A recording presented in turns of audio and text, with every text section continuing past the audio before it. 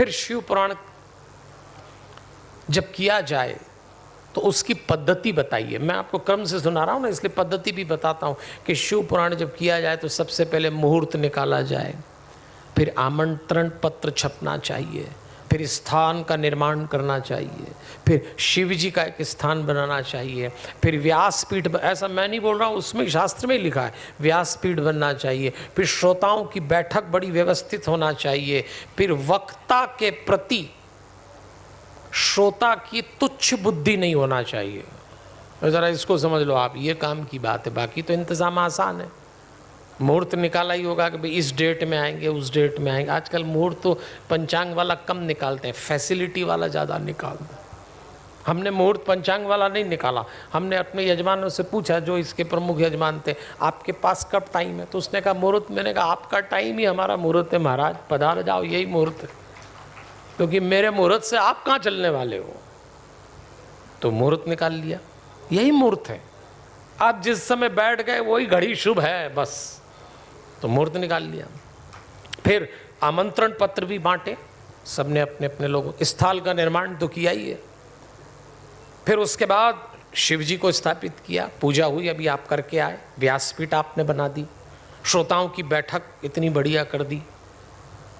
इस बैठक के लिए भी बड़ा रिसर्च हुआ, सज्जनों देवियों, जो ये आयोजक लोग हैं, हमारे अध्यक्ष प्रदीप जी, हमारे सचिव पसारी जी, ऐसे बहुत सारे लोग, सबने मीटिंग करी। नीचे बैठा है उन लोग, कोई नीचे नहीं बैठता। तब उस दिन पता लगा कि नीचे बैठने वालों की कथा की समझ अलग होती है और ऊपर बैठने वालों की कथा की अंडरस्टैंडिंग अलग होती है। तो क्लियर कर दो, कुर्सी पे बैठाओ इनको, नीचे बैठ जाएं, कथा ही समझ में नहीं आ रहा। आधे टाइम तो घुटने में दिमाग लगता है, क्योंकि किसी के मुड़ते ही नहीं आजकल। वो पीढ़ी खत्म हो गई जिनके घुटने मुड़ा करते थे। अकड़ ऐसी चली कि घुटने में ही उतर गई, बस। तो फिर छोड़ो, आपकी सुविधा कर दी, बैठो भैया आराम से, सारी तो सुविधाएं कर दी आपको, अब और चाहिए क्या आपको? मोबाइल भी आपके पास, कहीं आप देखिए ऐसा नहीं कर रहे हैं कि जूते चप्पल की तरह मोबाइल भी बाहर छोड़ो। मैं तो आजकल कहता हूँ एक नियम होना चाहिए कि जूते चप्पल पहन के भले ही बैठ जाओ, राजा मोबाइल जरूर जमा करा देना कहीं। अब तो आपको सब, हम तो मोबाइल भी जमा नहीं करा रहे हैं। और दूसरी तीसरी पंक्ति में अगर बैठ जाओ समझदारी से तो पूरी मीटिंग वीटिंग भी व्हाट्सएप पे निपटा लेना, उसमें भी कोई दिक्कत नहीं है। सब तो सुविधा है आपके पास। उसके बाद कहा कि वक्ता के प्रति श्रोता की तुच्छ बुद्धि, डाउट मत करिए वक्ता के प्रति, यह भी लिखा। कभी कभी ऐसा होता है कथा सुनते टाइम, अरे क्या बोल रहे हैं, आपको जमता है तो सुनो, नहीं जमता तो रवानगी डालो। वक्ता को सोच समझ के बुलाओ, एक बार बुला लो तो फिर सुनो चुपचाप। मुझे तो मालूम है, मैं कई जगह कथा करता हूँ ना देश भर में, तो जो हमारे रिपीटेड यजमान हैं उनमें तो कोई प्रॉब्लम नहीं है, पर जो पहली बार के यजमान होते हैं वो बहुत हमारी टेस्टिंग करते हैं, उसके बाद हमको कथा में बुलाते हैं। बड़ी स्क्रीनिंग होती है हमारी, आप ये मत समझना कि पंडित जी की चल रही है तो पंडित जी बुला ले, बड़ी स्क्रीनिंग होती है। सारे फैमिली मेम्बर हमारा वीडियो देखते हैं और नई पीढ़ी के बच्चों को बुलाते हैं कि देखो जरा इनको बुलाएं कि इनको बुलाएं। फिर पंडित जी बोलते, सारे बच्चे, ये वाले पंडित को भी सुनो, फिर हमें सुनते बच्चे, फिर घर के नई पीढ़ी के बच्चे बोलते हैं ये ओके हैं, पंडित जी ओके आ गए। ऐसे हम नहीं बैठ पाते व्यासपीठ पे, बड़ा एग्जामिनेशन होता है, बड़ी स्क्रीन टेस्ट होती, फिर पंडित जी ओके हो गए। अब ओके हो गए ना तो फिर चुपचाप सुनो, फिर छेड़छाड़ मत करिए, शांति से सुनिएगा कथा को, क्योंकि वक्ता के भाव से मुक्त हुए तो कथा गई आपकी, फिर आपको कथा नहीं मिलेगी। फिर वक्ता के लिए भी लिखा है, उसे ज्ञानी होना चाहिए, विषय का ज्ञान के बिना व्यासपीठ पे मत बैठिए। दूसरी बात लिखी, उसे पवित्र होना चाहिए, आपका आचरण, आपके विचार पवित्र हो। तीसरा, दक्ष होना चाहिए। क्या बढ़िया बात लिखी वक्ता के लिए, दक्ष भी होना चाहिए। दक्ष मतलब टैलेंटेड, समझ में आ जाना चाहिए।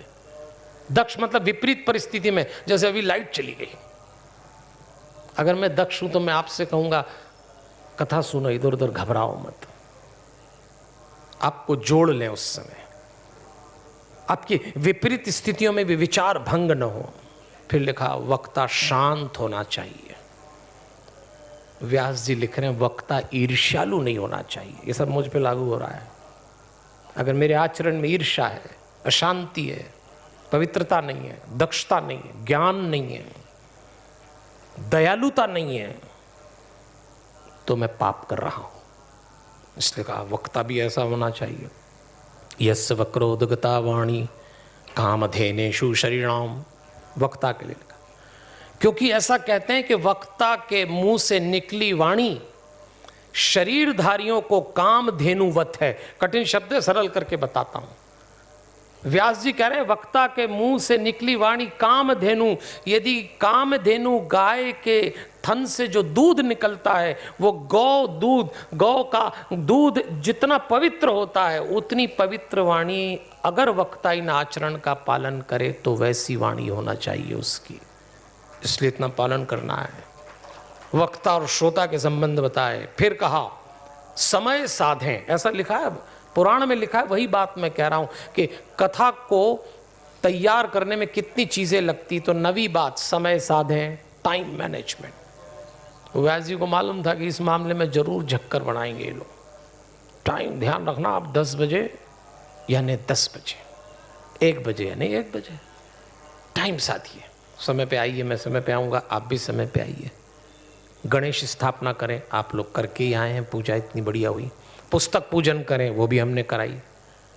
एक और बात लिखी है 12वीं, कथा सुनते समय वक्ता को श्रवण के समय चिंता मुक्त रहना चाहिए।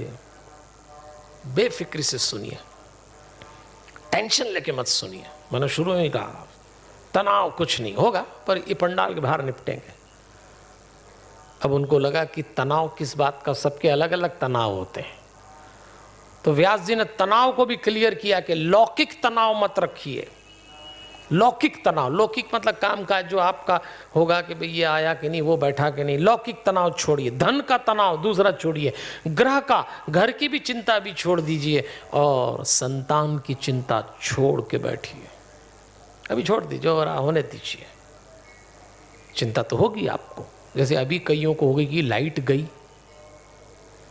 तो अगर 1 बजे तक नहीं आई और टेंट में गए तो लाइट नहीं मिली, फिर क्या? अभी कुछ 1 बजे ही में ही चले गए होंगे चिंता में। कुछ को अगली चिंता सता रही होगी, चिंता छोड़ के, ये तो सब चलने वाला है। खान पान का संयम रखिए।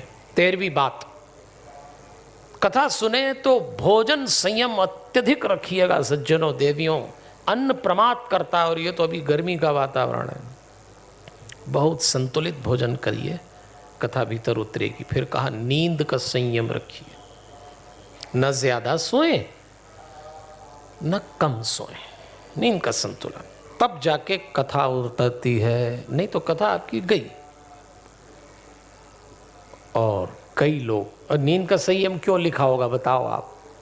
व्यास जी को मालूम था कि कई लोग ऐसे भी हैं कि जिनको और कभी नींद नहीं आती, कथा में कमबख्त ऐसी आती है, ओहो कभी नहीं आएगी, पर यहाँ तो कईयों को तो स्टार्टिंग से स्टार्ट हो जाती है, एकदम बैठे कथा में शुरू कार्यक्रम।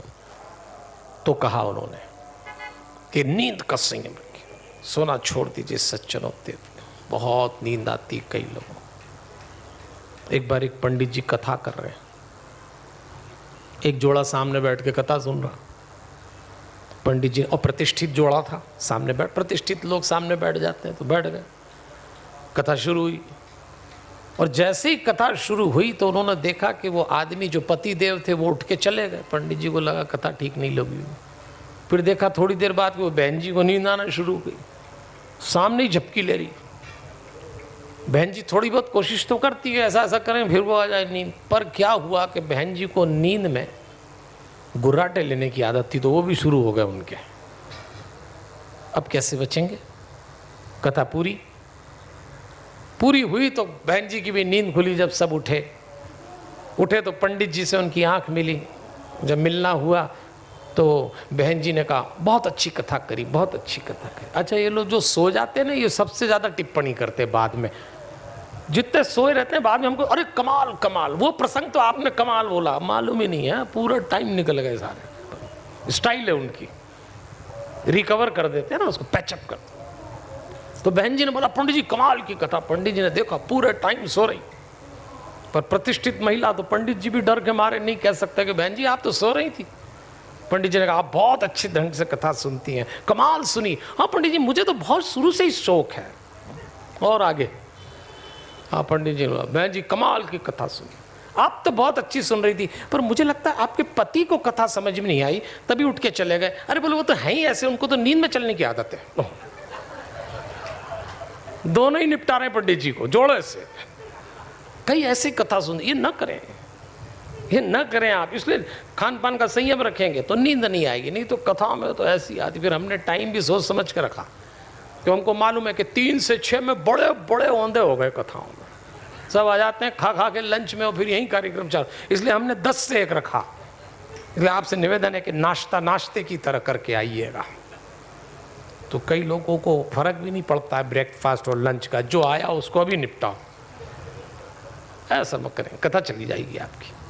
ये सारे लक्षण बताए हैं वक्ता के, श्रोता के। क्या कहा?